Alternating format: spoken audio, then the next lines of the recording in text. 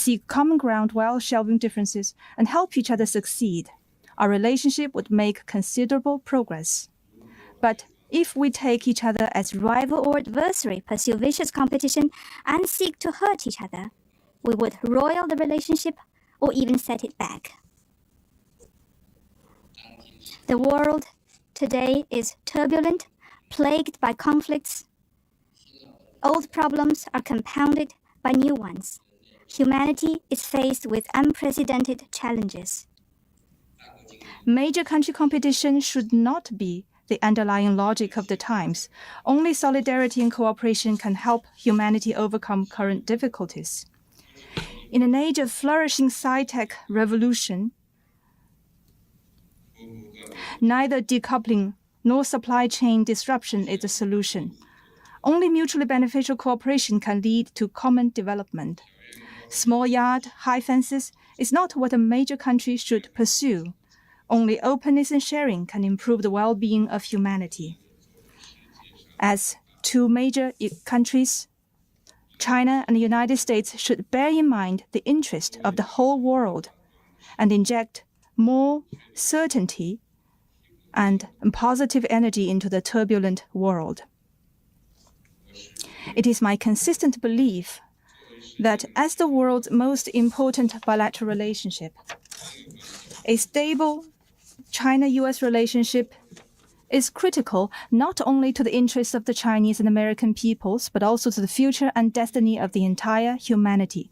The two countries should bear in mind the well-being of the two peoples and the common interests of the international community. Make the wise choice.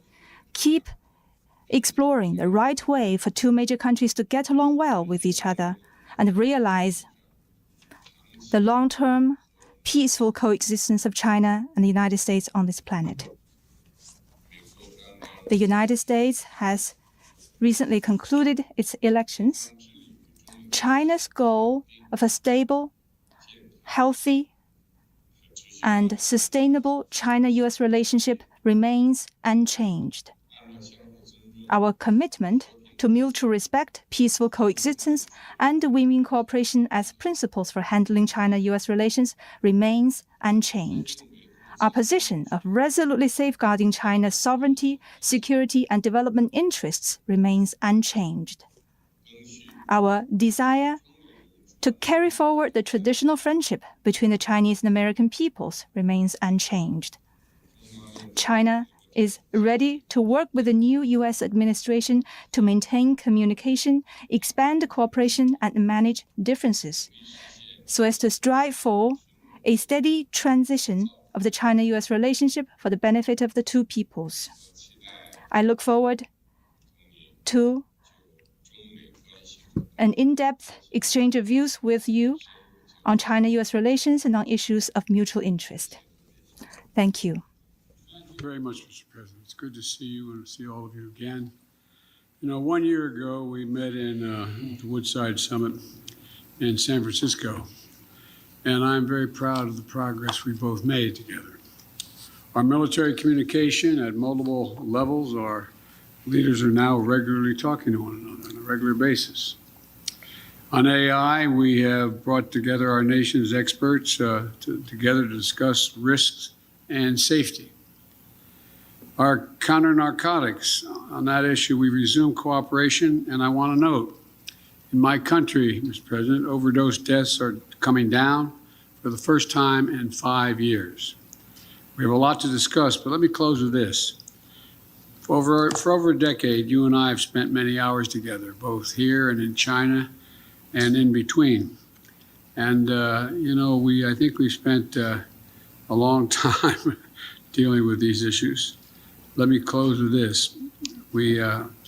I think I once had to count up the number of hours you and I spent alone together.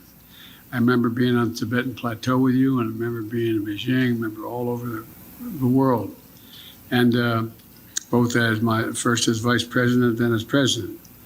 We haven't always agreed, but our conversations have always been candid and always been frank. We have never kidded one another. We've been level with one another. I think that's vital.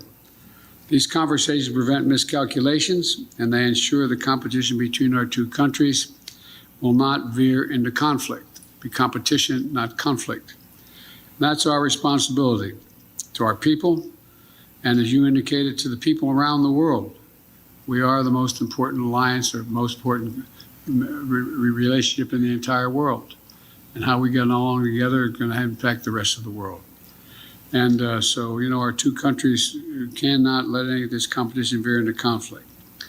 And as I say, that's our responsibility. And over the last 4 years, I think we've proven it's possible to have this relationship. And so, Mr. President, I'm anxious to get our meeting started and discuss the issues we have remaining. Thank you.